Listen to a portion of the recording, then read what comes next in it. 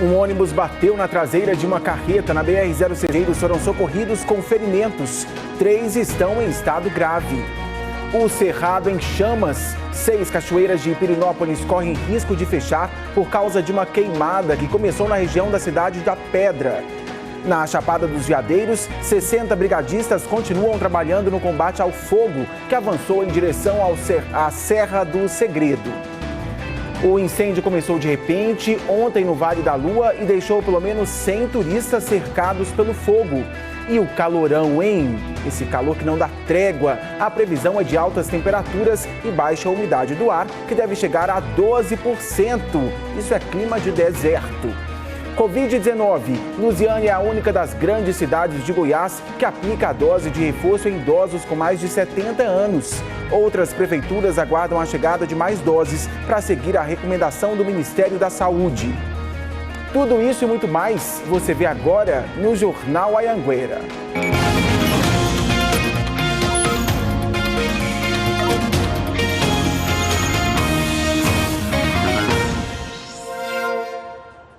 Olá, muito bom dia para você. Seja muito bem-vindo ao nosso Jornal Anhanguera desta segunda-feira, agora 11h47. Bom jornal para a gente. Vamos começar. Eu começo com uma notícia bem triste. 7 pessoas ficaram feridas, 3 em estado grave, num acidente na BR-060 em Alexânia. A batida foi entre um ônibus e um caminhão. O repórter Eduardo Daló está ao vivo e tem mais detalhes para a gente. Oi, Eduardo, com você. Bom dia. Oi, Tiago, bom dia para você, bom dia para todo mundo que está acompanhando com a gente, Jornal Anhanguera, a primeira edição. Esse acidente aconteceu nas primeiras horas da manhã, era por volta de 5h30 da manhã, quando na BR-060, entre Brasília e Anápolis, bem perto de Alexânia, aconteceu essa colisão de um ônibus que estava com 43 passageiros. O ônibus saiu de Luiz Eduardo Magalhães, na Bahia, com destino a Goiânia, e ele bateu na traseira de um caminhão carregado de baterias. Eu cheguei a conversar com o motorista desse caminhão. Ele contou que o caminhão, quando ele estava percorrendo a BR-060 pela faixa da direita, e aí ele reduziu a marcha para entrar numa subida da rodovia, e nesse momento, com a redução de velocidade do caminhão, ele sentiu um baque e o ônibus colidiu na traseira do caminhão. 7 pessoas ficaram feridas, 3 delas em estado grave. O SAMU e também as ambulâncias da concessionária Triunfo fizeram o resgate dessas vítimas, que foram encaminhadas para hospitais de Anápolis, de Alexânia, Gama e também de Ceilândia. A Polícia Rodoviária Federal esteve no local, uma faixa ficou interditada até o meio da manhã, mas já foi liberada. Tiago. 7 pessoas feridas, 3 em estado grave. A gente fica aqui e mais informações, o Eduardo pode chamar a gente. Obrigado por sua participação por enquanto. Falar agora de um incêndio em Pirenópolis. São 2 focos na região e o fogo ameaça atingir a Rota das Cachoeiras. O Jonathan Moreira tem as informações agora ao vivo pra gente. Com você, Jonathan, bom dia.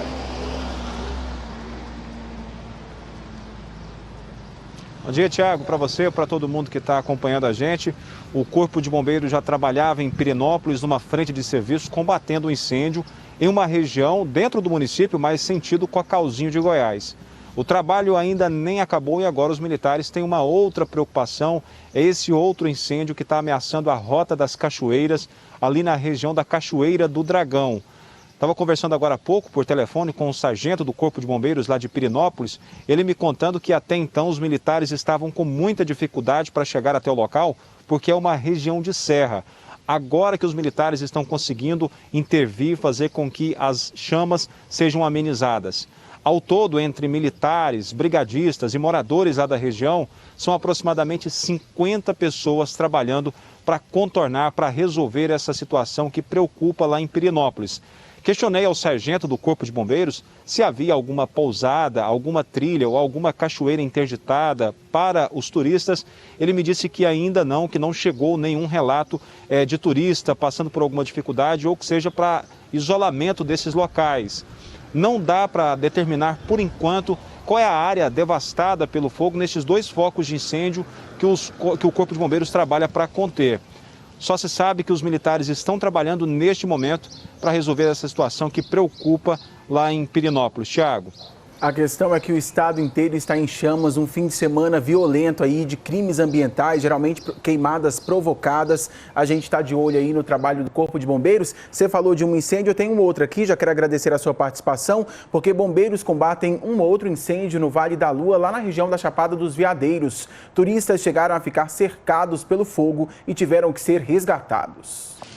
De um lado, o cerrado sendo consumido pelas chamas. De outro, turistas assustados.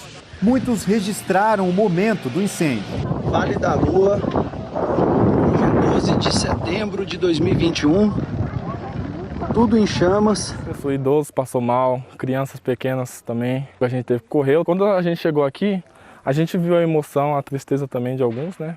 Por ter chegado bem. Segundo os bombeiros, cerca de 100 pessoas estavam na área turística. A gente conseguiu reunir o pessoal em cima da pedra ali, num lugar mais seguro, para esperar o bombeiro, a chegada do bombeiro, do pessoal do CMBio, que trabalha aí apagando fogo. A brigadista também voluntária de São Jorge.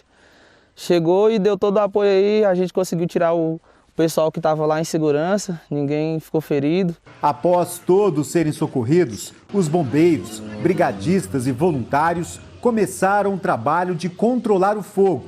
O cenário é de destruição. Olha só como é que tá essa daqui. Não vai ser possível passar por aqui, gente, ó. É muito triste caminhar por aqui e ver que tá tudo destruído, tudo queimado. Até aquele mato mais baixinho e as árvores maiores, tudo foi atingido por esse incêndio. E tudo muito rápido também. Por isso foi difícil para os turistas conseguirem sair daqui. Eles só conseguiram com a ajuda das equipes de socorro. Animais morreram queimados. Este pequeno lagarto conseguiu se salvar no galho seco de uma árvore. Brigadistas suspeitam que o incêndio tenha sido criminoso. Porque começou perto do trajeto do passeio, né? E sempre quando está perto da trilha assim, a gente suspeita mais que seja criminoso mesmo. Ou uma bituca de cigarro, ou uma pessoa mal intencionada. Foram precisos 5 horas para controlar o incêndio. E agora a gente consegue registrar focos do fogo no alto daquela serra. Ainda existe o risco, nós vamos estar o tempo inteiro aqui monitorando e combatendo. A causa do incêndio ainda não. A Polícia Civil e a Polícia Técnico-Científica para fazer uma perícia no local, justamente para encontrar o foco desse incêndio. É tão triste, né? Um lugar tão lindo desse aí. Será como é que está a situação da Chapada, sobretudo lá no Vale da Lua? O repórter Giliardi Freitas vai atualizar agora esse assunto para a gente. Com você, Gili, boa tarde, bem-vindo. Uma boa tarde para você, Tiago, uma boa tarde para todo mundo. Olha só, o fogo continua na região do Vale da Lua, na Serra do Segredo. Agora, 60 homens do ICMBio, Preve Fogo, IBAMA, bombeiros, voluntários, empresários, a equipe da prefeitura, todo mundo continua lá ajudando para tentar combater essas chamas. Nós temos umas imagens bem específicas, eu vou chamar uma inclusive, que é da GO 118 de ontem à noite, que fica entre São Jorge e Colinas do Sul. Dá para você ver uma linha de fogo, que é a linha da destruição, que vai avançando, que segue avançando. Porque esse clima seco, quente, ajuda ao fogo a avançar cada vez mais. Os esforços nesse momento acontecem na região do Vale da Lua, na região do rio São Miguel, próximo ao povoado da Vila de São Jorge. Ali, uma preocupação muito grande é com os moradores, com as pessoas que moram ali. Eles têm medo que esse incêndio chegue nas casas dessas pessoas e até mesmo nas culturas que essas pessoas cultivam ali. Então há um trabalho muito grande e eles estão usando inclusive aviões nesse momento para jogar muita água ali e tentar impedir que esse fogo avance, né, para essas áreas onde moram essas pessoas e onde tem essas culturas dessas pessoas. As nossas equipes continuam lá trabalhando também, acompanhando e monitorando esse incêndio que avança na Chapada dos Veadeiros. Mas aqui na região do entorno de Brasília, Tiago, a gente também está assustado com um incêndio que está atingindo as regiões aqui. Inclusive, ontem, teve um morador que fez uma imagem impressionante de Cidade Ocidental. Ele fez uma imagem com um drone de uma região ali de Cidade Ocidental que dá para a gente ver o tamanho da destruição. Ele fez ali no Morada das Garças. Dá uma olhada nessa imagem, olha o tamanho da área que foi destruída em Cidade Ocidental. Os bombeiros estiveram lá, conseguiram combater as chamas e a gente ainda não sabe o que pode ter causado esse incêndio. Mas o que eu ouvi de um dos gestores do ICMBio é que nessa época do ano a causa dos incêndios geralmente é humana, porque as causas naturais seriam raios. E como não está chovendo, não tem como ter raio. Então a única causa seria a causa humana. Por isso a gente tem que ficar muito de olho, a gente tem que tomar muito cuidado e fazer a nossa parte para não espalhar esse mal aí, né, Tiago?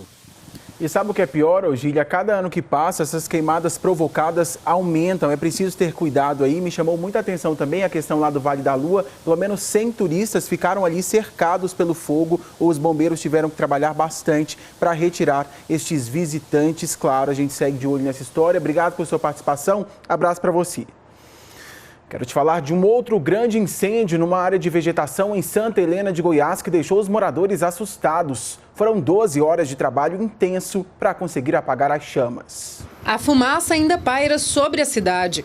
O incêndio que começou no fim da manhã de domingo atingiu esta área de vegetação às margens da GO 210, bem na entrada de Santa Helena, região sudoeste de Goiás. O fogo assustou os moradores da cidade. Tem muito caminhão tentando apagar, mas é fogo demais. Por causa da fumaça, parte da GO 210 foi interditada. O incêndio só foi contido depois de mais de 12 horas de trabalho intenso do Corpo de Bombeiros e de produtores rurais da região. Olha como é que está Santa Helena. Nós contamos com um favorecimento do tempo já no início da noite, né, com uma chuva, uma precipitação que teve aqui significativa na região que conseguiu amenizar. Senão a situação poderia ter sido bem pior. O Corpo de Bombeiros ainda não sabe precisar o tamanho da área queimada, mas acredita que o incêndio tenha sido criminoso, que alguém tenha colocado fogo na vegetação seca, já que ontem foram registrados pelo menos 5 pontos de incêndio em toda a área que foi atingida pelas chamas. Esses locais de ontem são locais que provavelmente foi ação humana mesmo. Então não temos como apontar os causadores, mas tudo indica que foi ação humana. Tem algumas pessoas que ainda colocam com o objetivo de fazer o incêndio mesmo, né?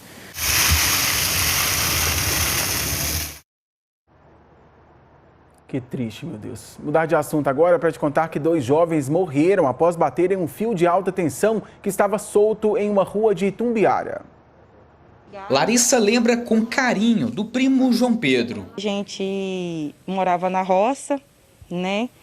E a gente brincava muito, ele era muito carinhoso com a mãe dele, ele era uma pessoa muito especial. João Pedro Soares Dantas, de 17 anos, e Gesonias Correia Dantas Neto, de 22, morreram na madrugada de sábado para domingo, nessa rua do bairro Santos Dumont, em Itumbiara. João Pedro e Gesonias eram primos. Eles estavam voltando para casa quando teriam sido atingidos pelo cabo de alta tensão e recebido a descarga elétrica. Os dois caíram nesse ponto, bem próximo à calçada.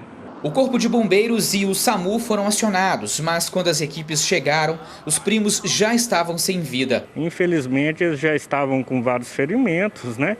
Provavelmente ficou sendo energizados lá meia hora ou mais, indo a óbito, né? A Enel foi acionada para fazer o corte do fio. Pedaços da fiação com emendas ainda estão no chão.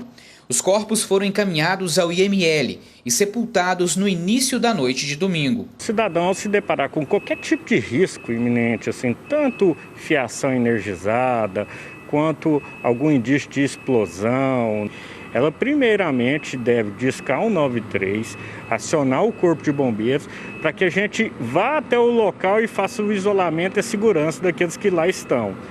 Isso envolvendo energia, é interessante que também já diz que para concessionário, no caso nosso aqui a Enel, né?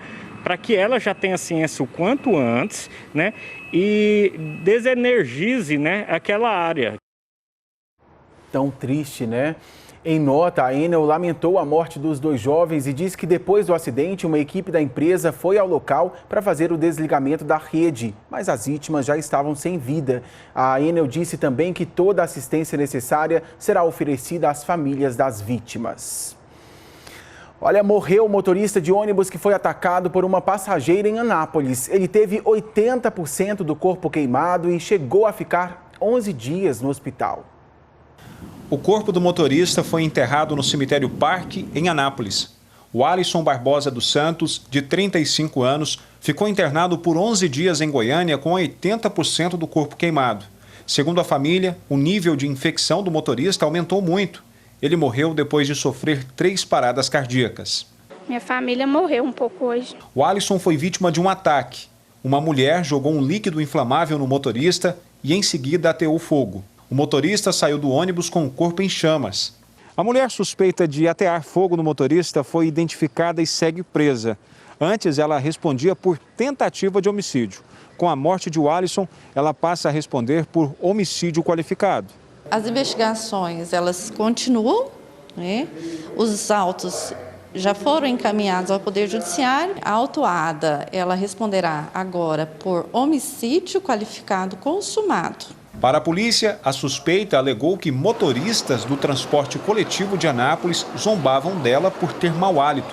Para a família, o Alisson nunca teve contato com a mulher. Que a justiça seja feita, que essa mulher não consiga sair da cadeia, que ela consiga ficar presa. A gente quer justiça. O motorista deixa a esposa, 3 filhos e um neto.